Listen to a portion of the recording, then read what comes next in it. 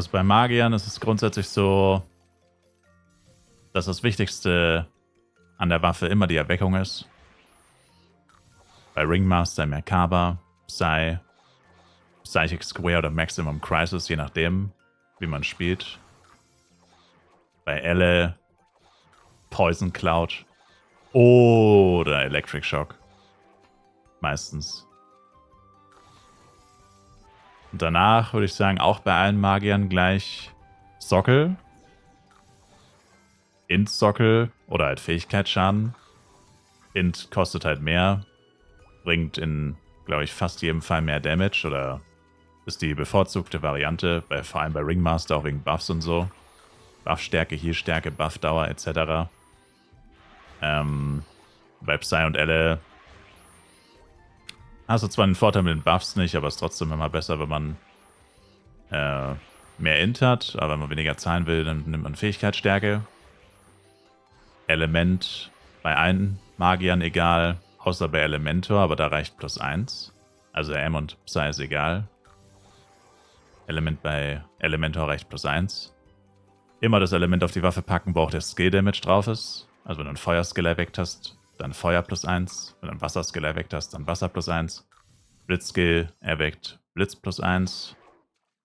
Aber wenn du das alles hast, dann wäre das Einzige, was dir dann noch fehlt, die Waffe Plus zu machen. Und ich meine, +5 ist ja eh geschenkt. +6 eigentlich auch. +8 nicht. Aber +8 ist relativ easy mit Upgrade-Event. Kann man mal machen. +10 würde ich niemals machen. Erst bei einer Endgame-Waffe. Also bis Bloody quasi kein +10.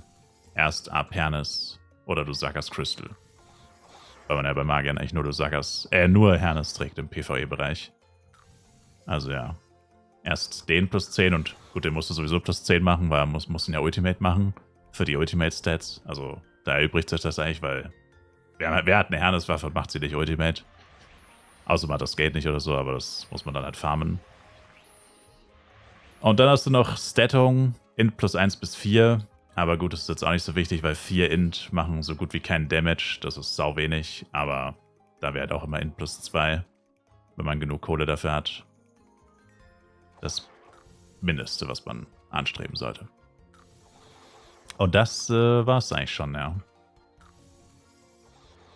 Und wenn du dir unsicher bist, musst du es halt einfach ausprobieren.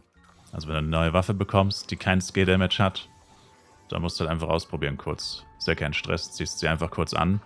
Na gut, okay, wenn du Elementor bist mit Feuer +1 oder Magier, müsstest du halt auf die andere Waffe logischerweise auch Feuer +1 machen, sonst ist das Ergebnis natürlich immer fatal beeinflusst.